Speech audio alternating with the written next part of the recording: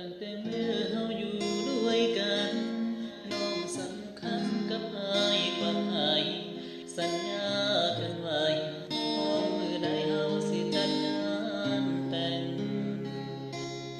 อายหักเจ้าหักแฮงแพงหลายอายยอมตายแทนได้เดล่ะบ่เชื่อเลยว่า